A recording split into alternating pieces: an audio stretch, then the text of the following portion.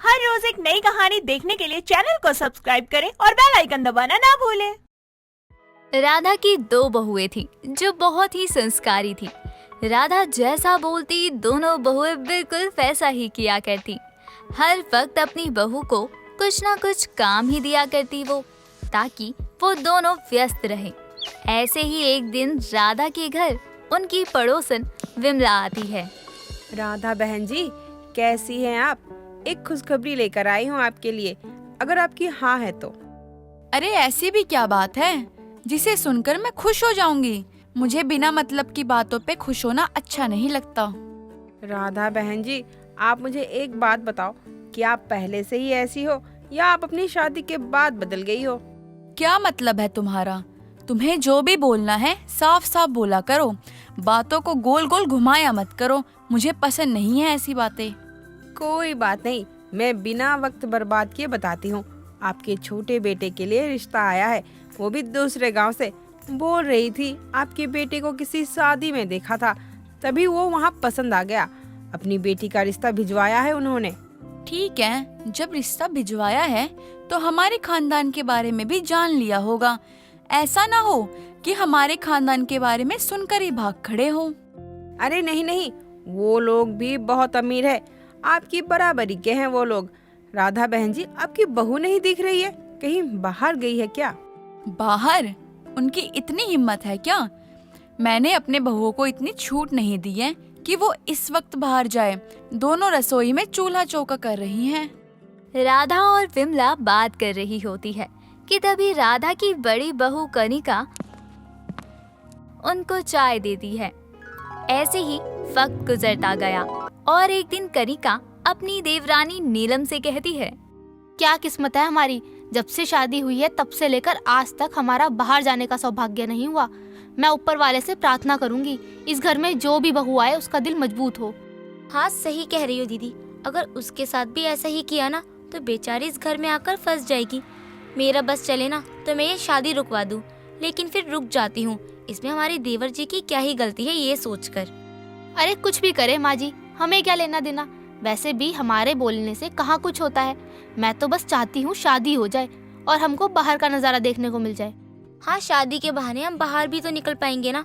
पता नहीं माँ जी हमें कब बाहर निकलने को दे, घर के अंदर रह रहकर मैं तो बोर हो गई हूँ। राधा बहुत ही सख्त मिजाज की थी, इसलिए दोनों बहुएं बहुत डरती थी। दोनों बातें कर रही होती हैं कि तभी उनकी सास राधा उन्हें आवाज लगाती है। सास की आवाज सुनकर दोनों बहुएं सास के पास खड़ी हो जाती हैं। जी माँ जी, आपने बुलाया? जी हाँ महारानियों, मैंने तुम दोनों को बुलाया। कब से आवाज लगा रही थी, कहाँ थी तुम दोनों जो अब जाकर मेरी आवाज सुनाई दे रही है? वो माँ जी, हम कुछ कर रहे थे, काम में इतना व्यस्त हो गए थे कि आपकी आवाज सुनाई नहीं दे रही थी हमें।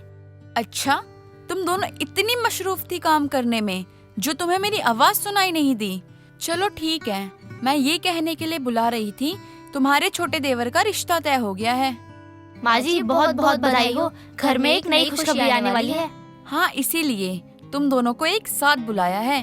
अब तुम दोनों को घर की सारी जिम्मेदारी देती हूँ।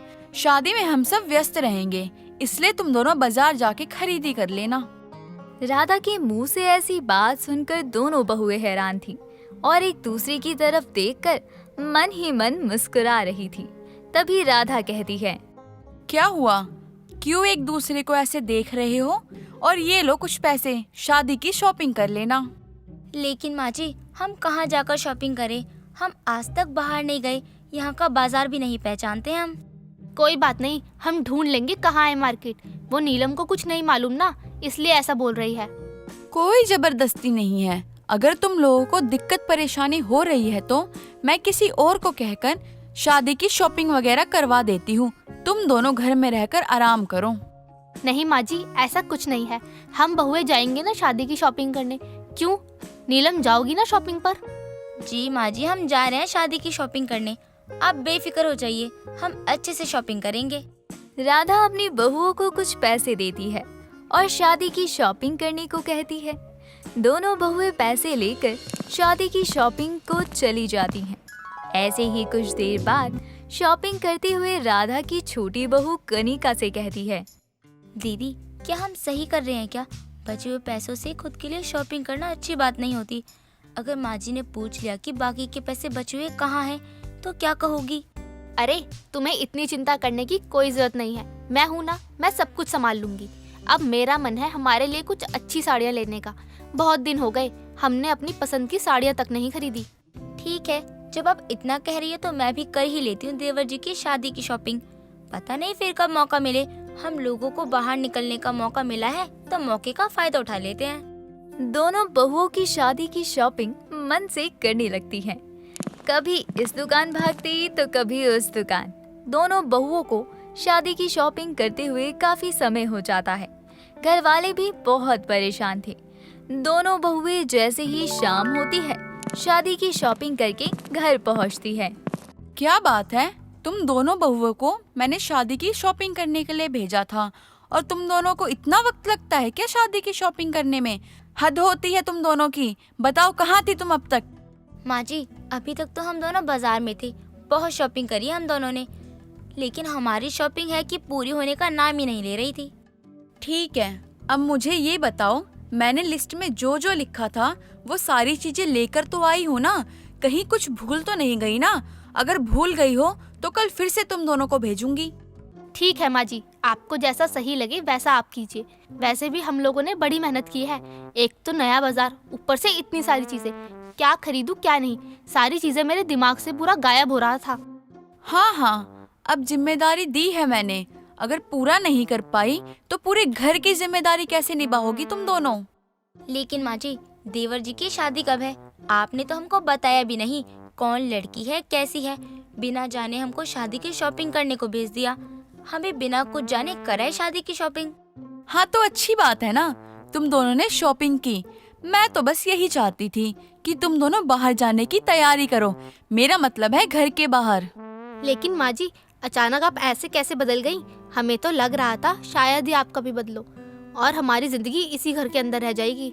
हाँ, मुझे भी पता है। मैंने तुम दोनों को बहुत बड़ी सजा दी थी, घर से ना निकलने की सजा। आज के बाद तुम दोनों को जहाँ भी जाना है तुम जा सकती हो। कहीं भी जा सकते हैं माँ जी, वो भी बिना किसी डर के? ऐसा नहीं है, जब भी कहीं जाना हो तुम दोनों मुझसे पूछ के ही जाओगी। और रही बात तुम्हारे देवर की शादी की शॉपिंग की, तो जरा मुझे भी दिखाओ, आखिर तुम क्या क्या लेकर आई हो? दोनों बहुओं ने जितनी भी शॉपिंग की थी वो सारी चीजें बस वो खुद के लिए किया था। ये सब देखकर राधा बिल्कुल हैरान थी। ऐसे ही कुछ दिनों बाद राधा फिर उन्हें पैसे देती है कि वो शादी की शॉपिंग कर सके। ये ले बहू पैसे। और हाँ, इस बार तुम दोनों खुद के लिए शॉपिंग करके मत आ जाना। शादी की शॉपिंग करनी है, ना कि तुम दोनों के लिए। माँ जी, उस दिन तो हम बहक गए थे और शादी की शॉपिंग की जगह खुद के लिए शॉपिंग कराए। अब की बार हम शादी की शॉपिंग ही कर कराएंगे। इतना बोलकर फिर से राधा की बहुएं शादी की शॉपिंग करने जाती हैं। लेकिन ये क्या, फिर से दोनों अपने लिए ही शॉपिंग कराती हैं और हार मानकर राधा दोनों बहुओं की शादी की शॉपिंग फिर से करवाती है। दोस्तों, अगर आपको ये कहानी पसंद आई तो इसे लाइक करें, शेयर करें और कमेंट करके बताएं कि कहानी में आपको सबसे अच्छा क्या लगा।